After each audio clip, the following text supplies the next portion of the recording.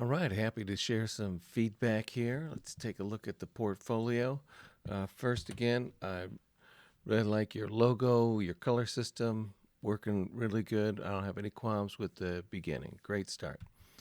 Okay, here we kind of you have a grid, but the grid just falls apart. And how does it fall apart? Well, there's no alignment between that background and this background.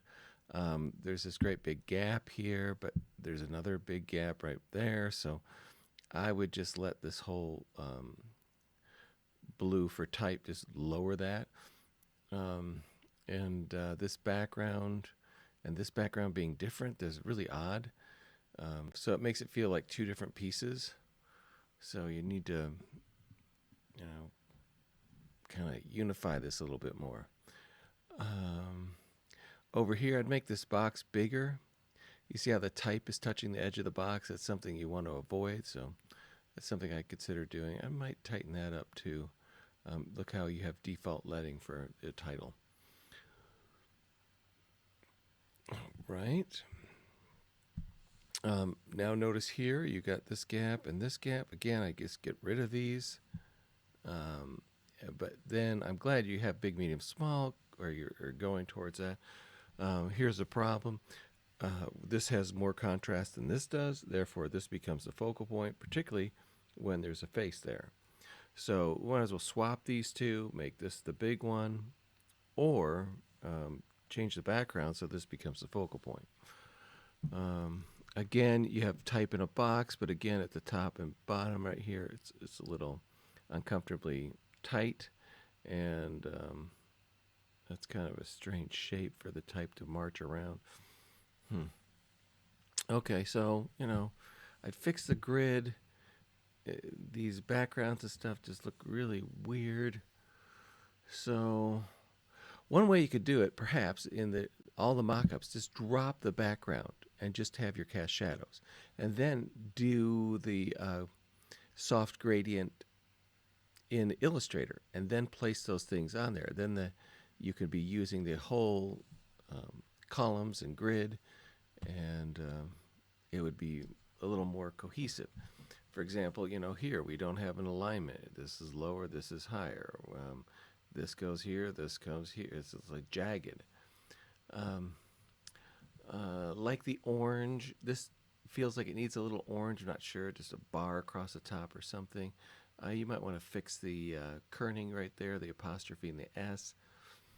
Um, and then look how little room you have for the text over here in the box. Again, if that was run off, and this box is lowered, you could enlarge the size of the image. Again, it feels really weird that this is a gray and this is this teal. I would just make it the same. It's kind of helps the viewer know this is all one project. Um, this background becomes a really big issue here. We have no understanding why there's strong greens and browns over here, and then it just all fades away and it becomes black, white, and gray with a little touch of brown. So, it's just a little odd. So I'd bring green over here.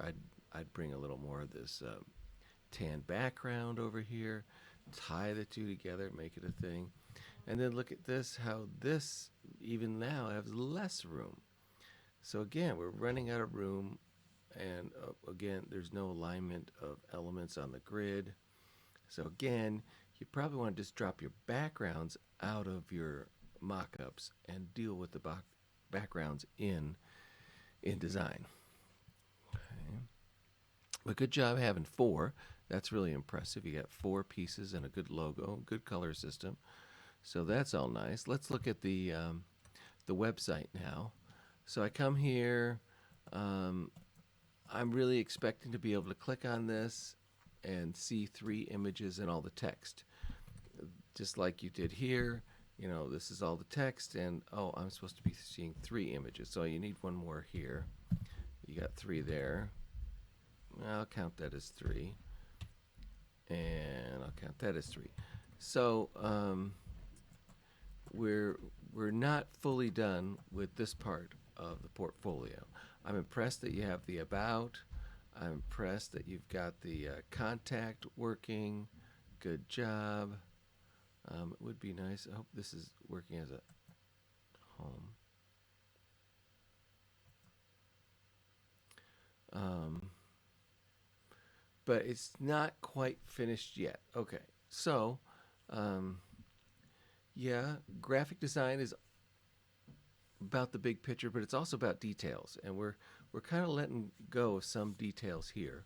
For example, you have these backgrounds. They're all grays, but they're not the same gray, but they're close enough that they might as well be the same gray, which implies uh, it'll come across more as a mistake than a choice.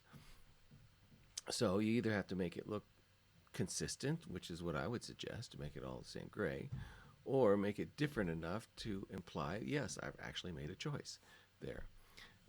This one is the most odd because it doesn't have a background at all. It just seems to be floating. So that's the other way you go. Remove backgrounds here, and then they would all look like that. It does look a little small in that space, and of course, maybe that would be resolved by having a background. I don't know. So those are some ideas, not meant to discourage, but rather to encourage you. So a lot of good things are happening, and I hope to continue that on. Let's look at that A. Do you do that with the A on the beginning? You don't. So what's up with this A getting the crossbar getting all Yankee like that? That's kind of weird. So maybe that's an image. So I'd probably fix that so you wouldn't have that issue. All right. Good job.